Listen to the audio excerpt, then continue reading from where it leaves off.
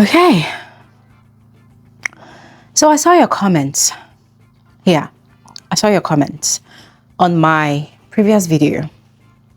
I mean, this is not the first time anyways. I always see your comments, but on my previous video, I saw your comments and very, very interesting. We actually have a lot of angry people out there, but it's fine. Yeah, it's fine. Anger is a human emotion that, tends to be expressed, and it's fine. But I want to appreciate those of you that were learned enough, that were refined enough to state your opinions without using derogatory language. Yeah, I really appreciate you all from the bottom of my heart.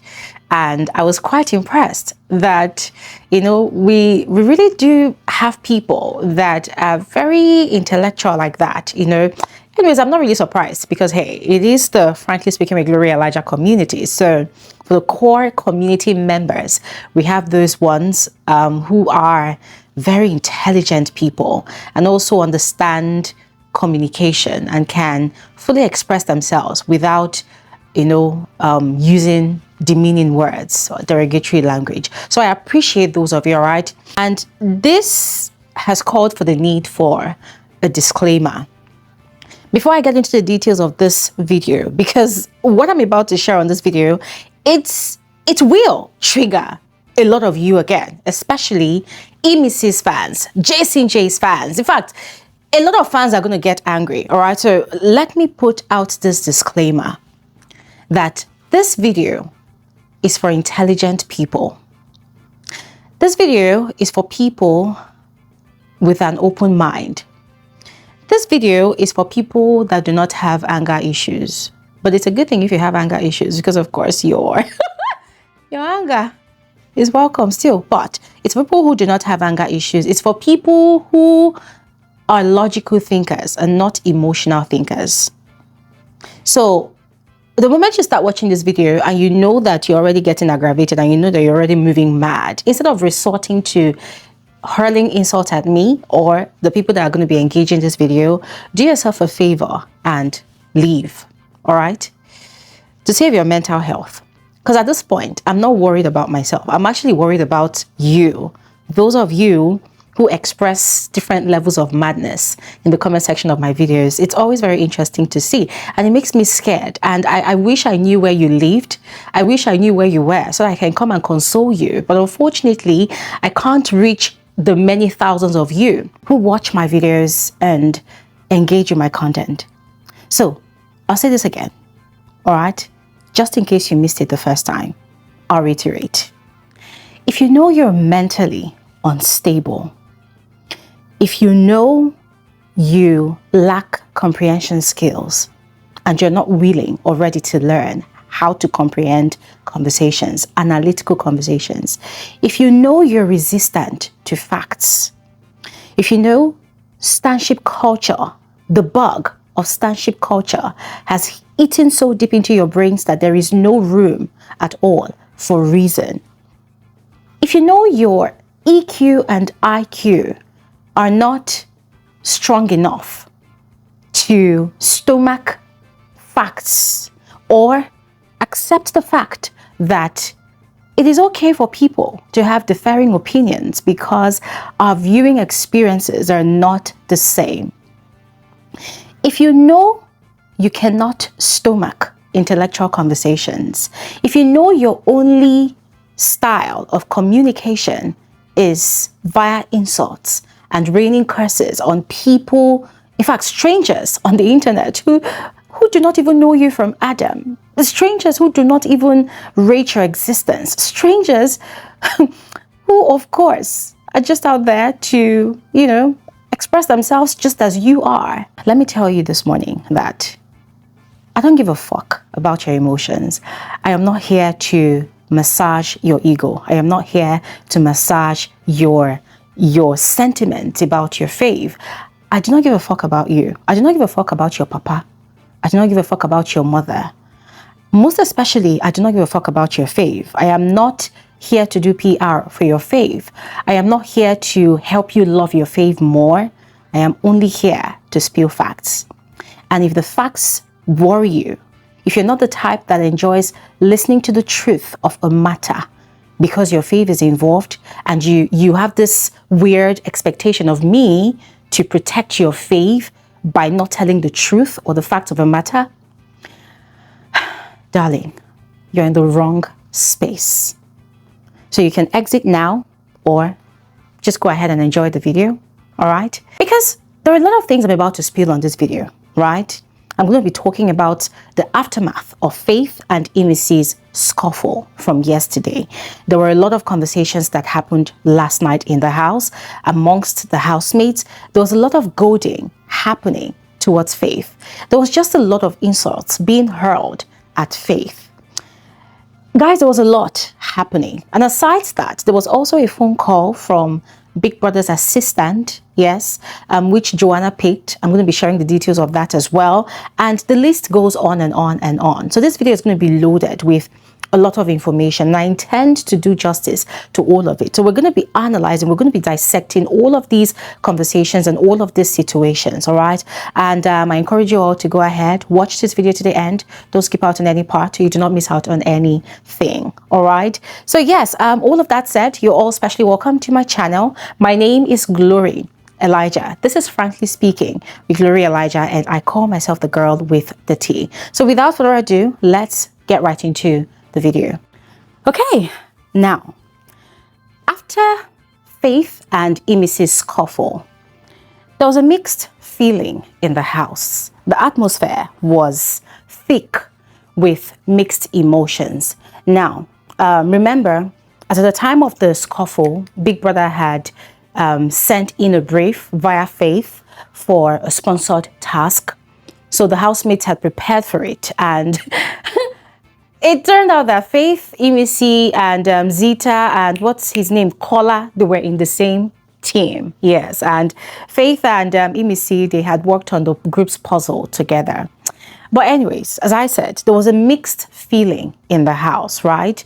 Now, there was a feeling of relief, victory, excitement for some, whilst for others, there was the feeling of anger, right? And that feeling of anger stemmed from majorly how the sponsored task panned out. You know, I mean, it's a normal thing. Every time there's a sponsored task, the losing teams, they are angry, you know, they are analyzing the situation, and then they are passing blames here and there, who caused it, who did not cause it. And so in that regard, there was a conversation between Sultana and Big Soso happening at the far end of the garden. We're going to talk about that, all right? But back to the atmosphere in the house. Certain housemates were quite excited. As a matter of fact, they felt victorious. Why? Because it was like a battle had been won via Imisi on behalf of the rest of the house. They were excited that Faith had been conquered. Yes. You see that whole rallying around and backing up Imisi earlier in the day yesterday during the scuffle between Faith and Imisi, right? It wasn't necessarily because the whole house loved Imisi. No. As a matter of fact, it was a case of two people that most of the housemates do not really like. It's like two evils, right? So there's a greater evil for the rest of the house, and then there's a lesser evil. So for them, they considered Imisi as the lesser evil that they would back up and support. Why? Because according to them, Faith is the terror that they are currently experiencing in his head of house reign this week. So it was more like supporting the lesser evil against the greater evil. So after everything, there was a feeling of relief, the feeling of victory that they had conquered the greater evil, right? And it also did not really help matters for Faith because the two people he's really close to in the house, they were sort of avoiding him. Joanna's one was more glaring because she made it very glaring that she had immediately cut off herself from him and was suddenly back in Jason's arms, hugging him, you know, holding on to him. Zita, on the other hand, was not really saying much, but she did not have conversations with Faith. She was literally avoiding him. Even during the sponsored task, where they sat together, she was avoiding sitting close to him. She was just basically keeping him at arm's length. And you can tell that Faith was really, really sad. He was kind of feeling really down. And if I can, pride myself in being a good mind reader, you could tell that his disappointment in Zita was coming from the fact that they talk a lot. When Zita was head of house, in fact, before she became head of house and during her head of house reign, she had her own struggles, and Faith was one person that she confided in, and he was there for her with advice, with moral support, and everything that she needed to keep her emotions in check. And even after her head of house tenure, Faith had been there to congratulate her on holding everything down, hugged her and all. Even earlier yesterday, when Zita had a crash out session about the three witches, right? Doris, Sultana, Big Soso, and even Thelma. Faith was the person that she was literally dumping all of that anger on, and he was there, to support her. So Faith was kind of disappointed, that the people he held really close literally abandoned him in this time. Joanna, on the other hand, really did him dirty by calling him out, outside, like in front of other people. So it was really a bad evening, a bad night for Faith. And Big Brother did not also help matters because, I don't know, for whatever reason, I don't know, maybe Big Brother enjoys the toxic drama. Maybe Big Brother wanted more toxic drama, or maybe it was a way to punish Faith, probably because of the kerosene that he had spilled on the grass. I don't know if that is his own way of punishing Faith, but he had instructed that every single housemate slept in the garden. Now remember, the previous night, Faith was able to sleep in the head of house lounge, even though he slept on the sofa in the lounge, right? Not on the bed. But this time around, people instructed that everybody, including Faith, slept in the garden. And of course, everybody had literally taken up all the space. So Faith was left to sleep on the swing. So to some extent, last night, he slept on the swing, but then later on, he was able to adjust to what they call it. Is this the chaise lounge? Guys, help me out with the pronunciation. The one beside the pool. He was able to shift to that area. So, still speaking about the atmosphere in the house, one person that was particularly excited, like this person, if you are told this person to start dancing different dance moves now, to express the excitement, I'm sure they would have at that point in time. And that person was Jason J. Jason J was the happiest, and he did not stop in goading Faith. He continued making a lot of shady statements, shady remarks, goading Faith, more like still looking for a reaction from Faith. It was more like the scuffle between Faith and Imisi'S had resurrected Jason J's career in that house. And I say so intentionally because as at yesterday, if you follow me on Twitter and if you've watched my videos, I had mentioned that Jason J seemed lost in that house. Like for the past 2 weeks now, the guy has been sort of just invisible. You don't know if he's in the house or not. He's silent, but the only time you hear him talking is when he is discussing his girlfriend's issues with Sultana, and then he's smoking, and then they are cuddling. So it's now like the only thing he's concerned about is his woman, because he has started referring to Sultana as my woman, Even when he had his diary session yesterday, he had to admit that he was struggling because he noticed that he has been losing out on a lot of things, tasks, even in the arena. I mean, yes, he won the head of house challenge, I think sometime last week, but the title had been taken away from him. So when the whole scuffle was happening yesterday, let's not also forget that Jason J is still very mad at Faith over the battery change situation that happened on Monday when Faith resumed duties as head of house. Jason J had tried resolving the whole thing or getting clarity from Big Brother during his diary session, but Big Brother had set him straight. But regardless, despite Big Brother's corrections on all of his assumptions, Jason J was still mad at Faith and had been looking for a way to get back at Faith. So it was a timely situation for him, that whole scuffle that happened. And he was so excited. The way he inherited the fight, the way he was literally attacking Faith, the way he was standing there like he wanted to beat up Faith, the way he was glaring at Faith like one lion that wanted to eat up its prey. The way he handled the whole situation, not listening to reason, it was just very glaring that was his chance. That was what he had been looking for. So looking at the fact that Big Brother also instructed that everybody, including the head of house, slept in the garden, Jason J was the happiest human alive. The guy was literally so excited. He was on the swing and he was swinging back and forth, and he kept on repeating it to every Tom, Dick and Harry that came around that swing area. That you see Faith's face, the guy face don't spoil, the guy can't vet. Now him be the first head of house when they go sleep for head of house lounge. In other words, Faith is the first head of house that will not sleep in the head of house bed. That this is a terrible week for him. Yes, and I love it. This is a terrible week for him. The first head of house that is doing nonsense and that will not sleep in the head of house lounge, that will not enjoy the head of house reign. He was just saying a lot of things. He said it inside the house in the kitchen. When they went out to the garden, he was still saying it, and he kept on repeating it over and over and over again until he started sounding like, he started sounding redundant. So he went on and on and on, and then he brought up conversations about what he and Big Brother had actually discussed in the diary room. I'm going to make a diary room video, guys. It's coming very soon, later today. So he had mentioned that Big Brother had asked who they felt would win in a conversation with Rude Boy, and there was also Menson there. And he had said he felt like it was going to be Menson that would win because Menson has grace. And then Rude Boy said he mentioned Faith's name because the guy has a strong game and whatnot. The next thing, Jason J was literally, oh God. He felt like he wanted to start hyperventilating, and he was saying that, if Faith win, make I bend. If Faith win, make I bend. And listen, this is a message to Faith fans, all right? When somebody challenges me like this, I always want to prove them wrong, rub them in the mud. So that is a challenge for all of you. Jason J said, if Faith win, make I bend. So that's a challenge to you, his fans. The question is, what are you going to do about it?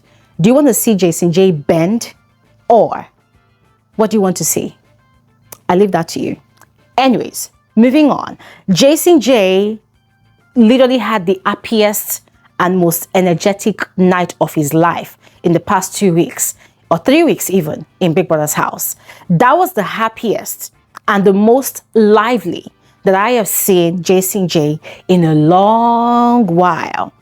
And he relished it. He kept on basking in it. He kept on squeezing out all the juice from that whole situation. He had a lot to say. He kept on making remarks, derogatory remarks at Faith, but Faith was lost in his own thought. So he was sat at the entryway into the main house. He was sat there and, he was just lost in his thoughts. Now, there was Menson, who kept on saying that, Faith is my friend, I was trying to talk to him earlier, and he told me, leave me. I felt so embarrassed. Menson kept on, going on the media round, trying to explain that, Faith is my friend, but when I tried to talk to him, when he came to wake us up, and the way he said, leave my hand, I said, no, this person cannot embarrass me like this. So it felt like, because the housemates also see Menson as an unscrupulous fellow, as a noisemaker. So it felt like it was Menson's opportunity to buy into the favor of the whole house. So it felt like it was desperately trying to portray himself as a loyalist, like he's loyal to the cause, to defeat Faith, to conquer Faith, to trample on Faith's ego, to destroy and, ruin everything that has to do with Faith's principles as head of house. So he kept on going from one person or the other that he was having conversations with, and he kept on repeating the same thing. So ladies and gentlemen, you could see the politics at play right there. It was quite intense, and guys, I was just sat here and I was having a good laugh because it's nothing new. This is the type of situation you see in Big Brother's house, where housemates, capitalize on opportunities like this, to form new alliances and to portray themselves as trustworthy to other people. Now, the major part of last night's shift in energy for me was when Kaybobo decided to tell us what exactly happened from the very beginning of that scuffle. Remember, the cameras did not show us what happened from the very beginning, but Kaybobo told us the root cause, like how it all started yesterday. Now, before I move on to what Kaybobo said, I forgot to add this part, to Jason J's involvement in the whole situation. I hope we all recall that in the very first week of the season, when Jason J had emerged as head of house, the first head of house, I hope we all recall that Sunday night, which was actually the day 1 or day 2. I'm talking about the Sunday live eviction show night, when the guys had been introduced. I hope we all recall that Imisi'S had done the same thing to Jason. The same thing she's doing now to Faith. She had done the same thing to Jason. Remember when she had challenged him about organizing the kitchen and getting permission from the kitchen chefs, to share food supplies so that the food will go around. I don't know if you all recall that situation. And Jason J had lost his mind. Like, the guy was angry and he had shouted and shouted and shouted, and the whole thing was crazy. And then later on, he and Imisi'S had talked things out.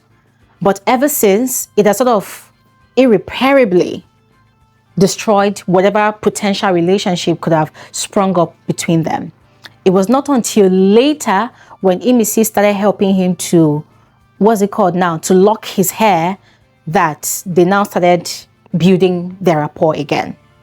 So, watching Jason J in action yesterday, guys, the only thing that kept on ringing in my head was, wow, the double standards, the hypocrisy here. But anyways, on to what Kaybobo said. Kaybobo said that he understands that Faith's reaction was quite excessive, right? However, people need to also look at the fact that Imisi'S was very wrong. That, as a matter of fact, he was the one that went to report to Faith that Imisi'S was not going by the agreement and the instructions that they all already discussed on Monday night. On my previous video, I mentioned this. I told you all that when Faith emerged as head of house and Big Brother had supplied their food supplies, they had had a conversation, all the housemates, they were present, and they had agreed that, okay, they were going to have 3 chefs appointed because they gave them half their food supplies.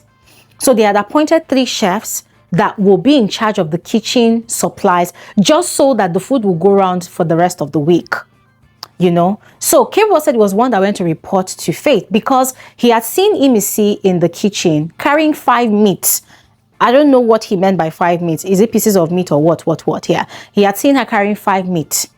So he was wondering, why only you carrying this whole meat? Now, if Imisi'S had explained to the kitchen chefs that, okay, I have maybe XYZ amount of people that I want to cook for, so this is how many proteins I need to cook for all of these people, everything that happened last night would have been avoided. But remember, Imisi'S had vowed not to take instructions from Faith, whether he's the head of house or not. She had vowed not to be compliant to anything he does this week, being head of house. So she had she had bypassed the instruction, the protocol, the procedure involved. She had bypassed it and went ahead to the fridge to take those proteins. Ladies and gentlemen, if that is not what provocation is, if that is not provocation, I don't know what you're going to call it. So Kaybobo was explaining all of that to Jason J and 1 or 2 other persons, and Jason J was like, regardless, why would you do what he did? Like, Jason J was not ready to listen to anything. For him, Faith was the villain and the villain was Faith. So Kaybobo didn't say much anymore about the situation. He had left it as it was. Other reactions stemming from other housemates were the likes of Doris, who had called Faith an imp. Yeah. An imp. She was like, so because of this imp, we're all going to stay hungry this night. We won't eat. She had said what she said. And let me leave it at that. Yeah. But that was Doris's reaction. And as I mentioned before, different jabs from different housemates, as everybody was the energy was kind of high. People seemed like they were excited. And then there was Rude Boy.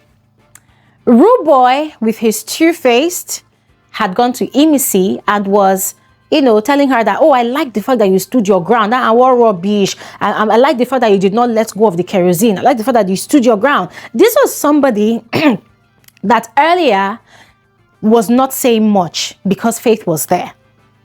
And this is because he has been able to build some sort of relationship with Faith. So he did not want to seem like he was taking sides. But later on, when he saw that the whole house was backing up Imisi, not to be the odd one out, he had gone to express his allegiance to Imisi. And then he was telling her, sorry, yeah, don't mind him, sorry.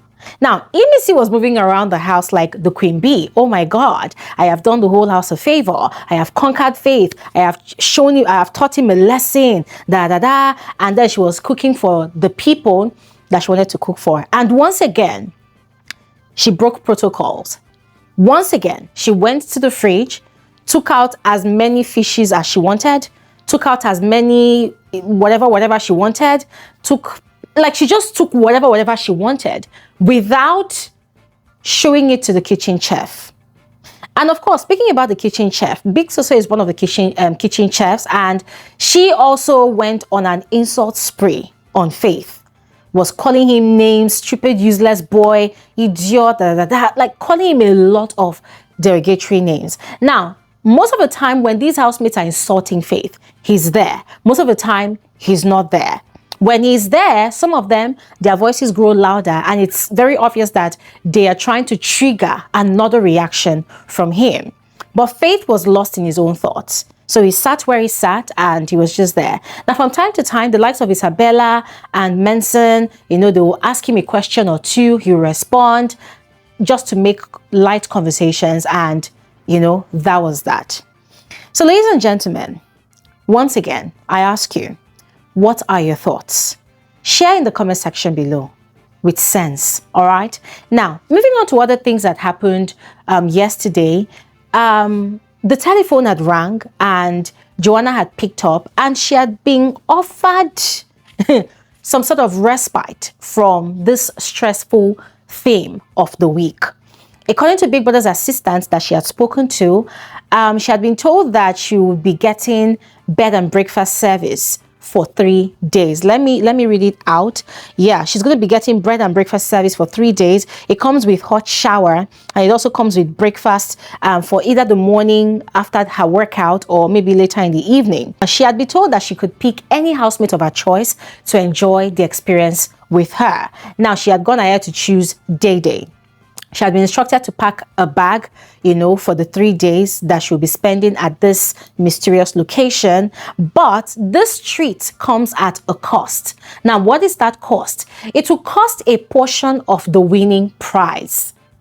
Yeah, the prize money will be deducted for this particular treat. But the condition is she is not to spill this information to anybody, not even her special guest.